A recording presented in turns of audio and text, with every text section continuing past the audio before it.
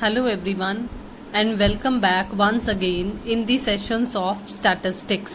हम क्लास +1 की statistics को कवर कर रहे हैं और आज का जो हमारा टॉपिक रहेगा वो है nature and subject matter of statistics, यानी कि सांख्यिकी की प्रकृति एवं विषय सामग्री।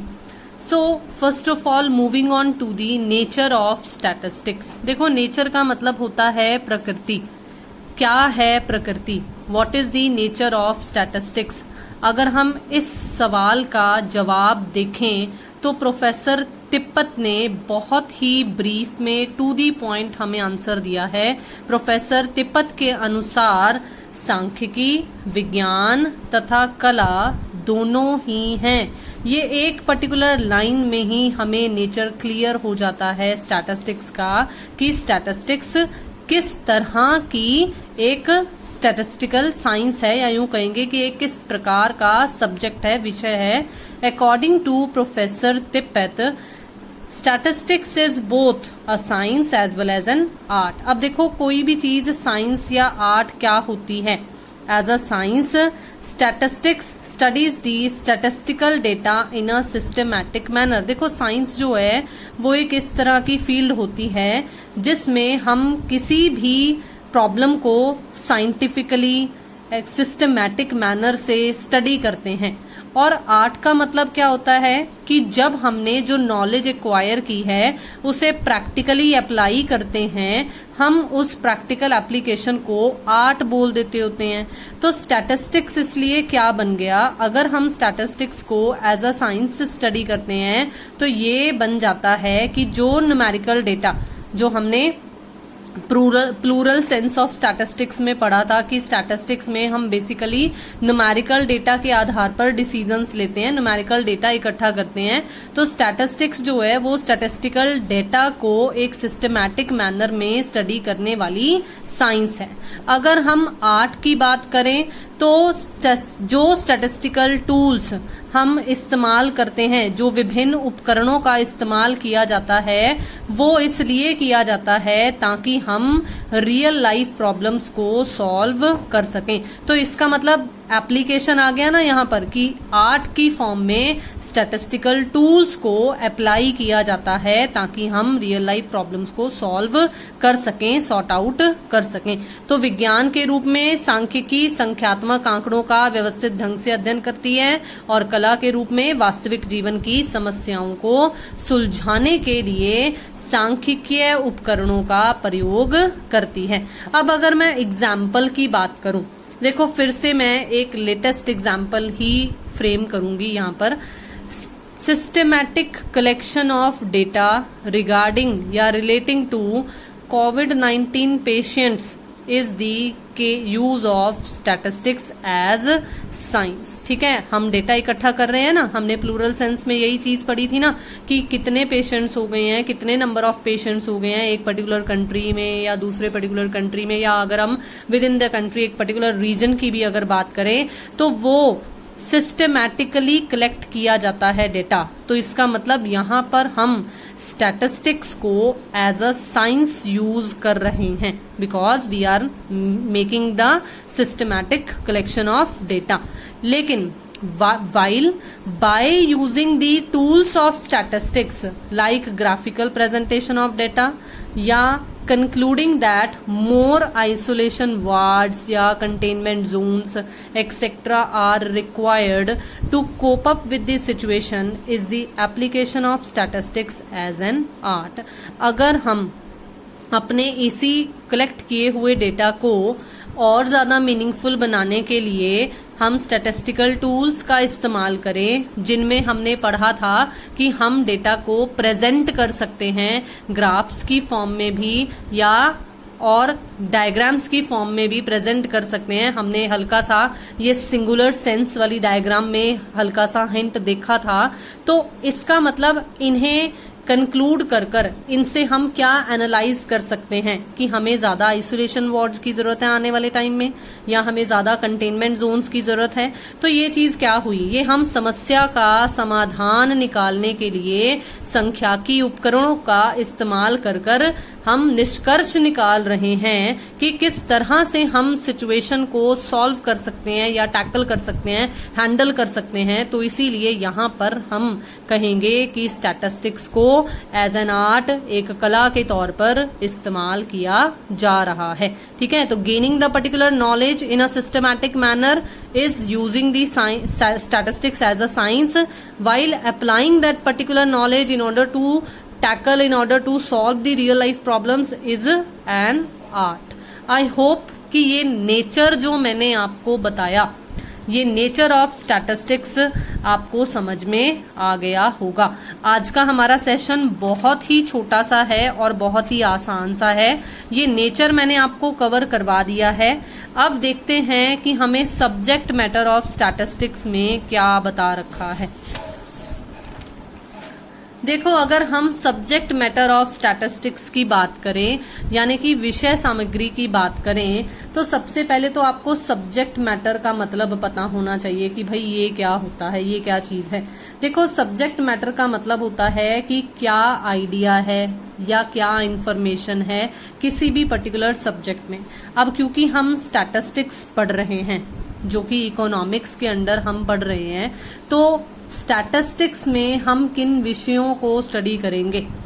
स्टैटिस्टिक्स में हम जो भी आइडियाज या जो भी इंफॉर्मेशन स्टडी करेंगे, उसको बेसिकली दो कैटेगरीज में डिवाइड किया जा सकता है। एक है डिस्क्रिप्टिव और एक है इन्फ्रेंशियल।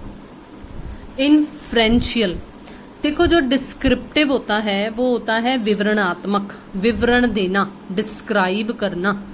जो इन्फ्रेंशियल है उसमें हम इन्फ्रेंसेस निकाल रहे हैं, सार निकाल रहे हैं, निष्कर्ष निकाल रहे हैं कि जो डेटा हमने कलेक्ट किया है उसका क्या मीनिंग है, उससे हम क्या निष्कर्ष निकाल सकते हैं, क्या सार, क्या निचोड़, क्या क्रक्स निकाल सकते हैं। देखो, डिस्क्रिप्टिव स्टैटिस्टिक्स में हमें क्या बता रखा है। Descriptive statistics is concerned with the usage of the tools for the collection, presentation and analysis of data, like use of the measures of central tendencies।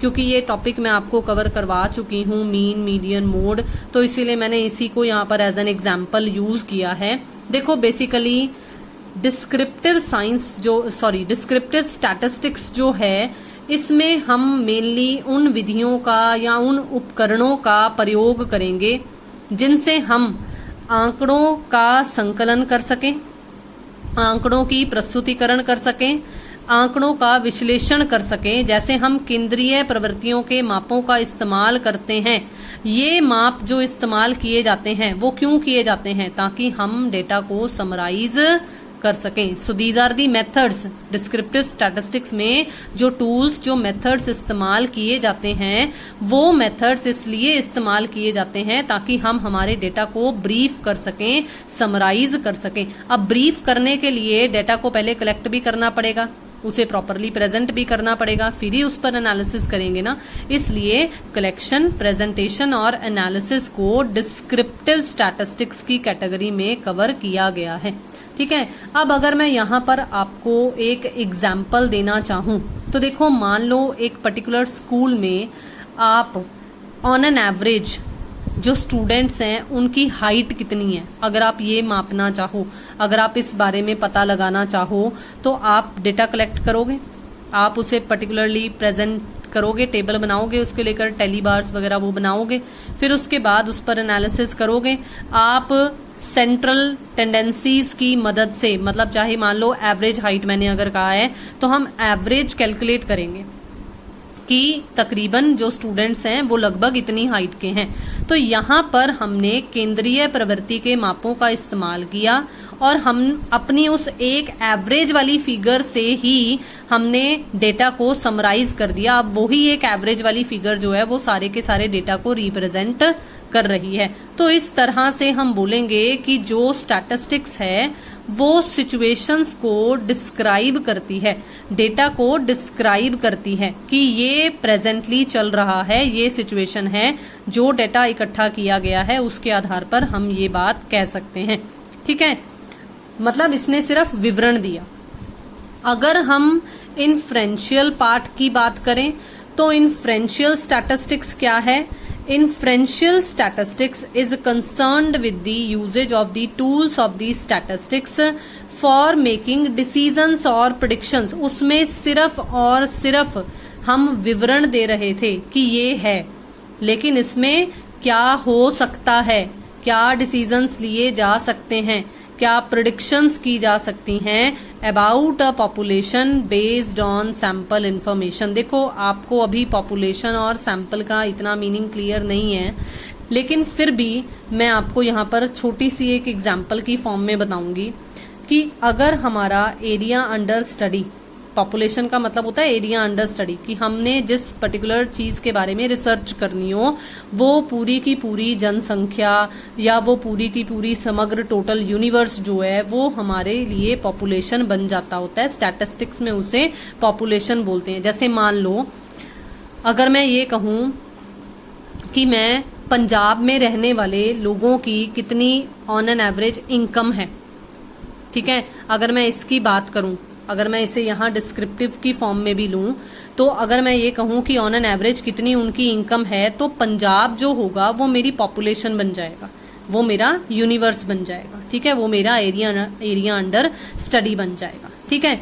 अब अगर मेरी ऐसी रिसर्च है या ऐसी स्टडी है जिसमें मुझे सबको कवर करने की जरूरत नहीं है, मैं कुछ ही सैंपल्स के बेसिस पर भी उस पूरी की पूरी पॉपुलेशन को मद्देनजर रखते हुए डिसीजन ले सकती हूँ, प्रेडिक्शंस निकाल सकती हूँ, अनुमान लगा सकती हूँ कि अगर वो सैंपल मुझे ये इन्फॉर्मेशन दे रहा है तो ऑब्वियसली यही पूरी की पूरी इन्फॉर्मेशन हम पॉपुलेशन पर भी लागू कर सकते हैं, तो हम कहेंगे कि ये हमारा इन्फ्रेंशियल स्टैटिस्टिक्स वाला हिस्सा है, ठीक है। तो निष्कर्षात्मक सांख्यिकी से अभिप्राय उन सभी विधियों से है जिनके द्वारा किसी प्रतिदर्श यानी कि सैंपल के आधार पर जनसंख्या यानी कि पॉपुलेशन या समग्र भी बोल सकते हैं इसे, यूनिवर्स के संबंध में निष्कर्ष निकाले जाते हैं। देखो, जो डिस्क्रिप्टिव स्टैटिस्टिक्स वाला हिस्सा है इसको तब इस्तेमाल किया जाता है जब पॉपुलेशन साइज स्मॉल हो, मतलब हम सभी को कवर कर सकते हैं, ठीक है।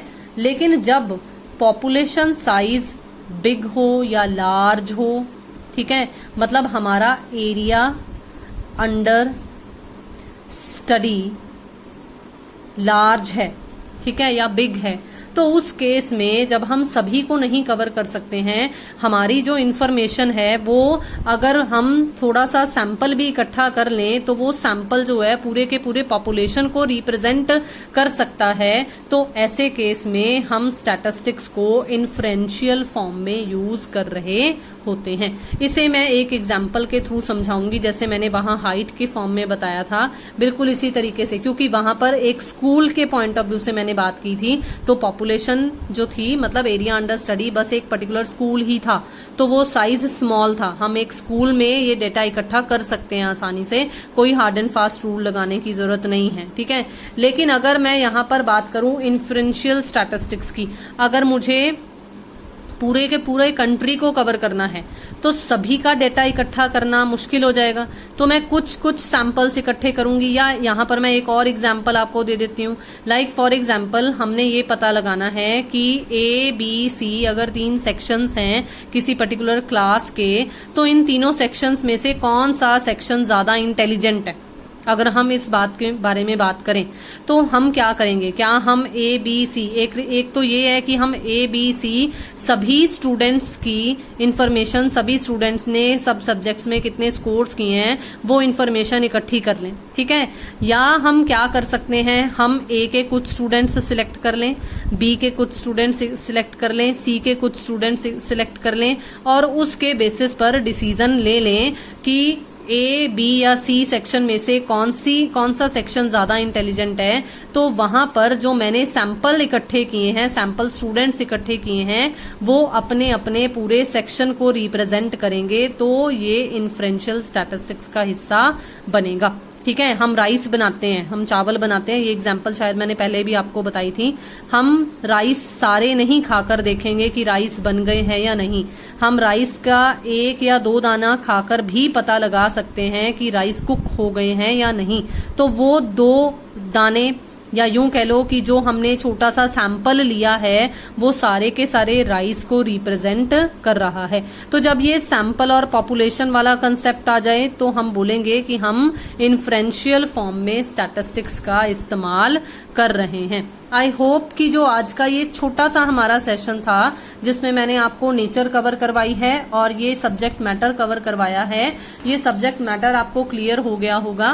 काइंडली जल्दी से चैनल को सब्सक्राइब कर लीजिए अगर आपने अभी तक चैनल को सब्सक्राइब नहीं किया है। शेयर कीजिए वीडियोस को और लाइक कीजिए वीडियोस को। Thank you so much and have a nice day.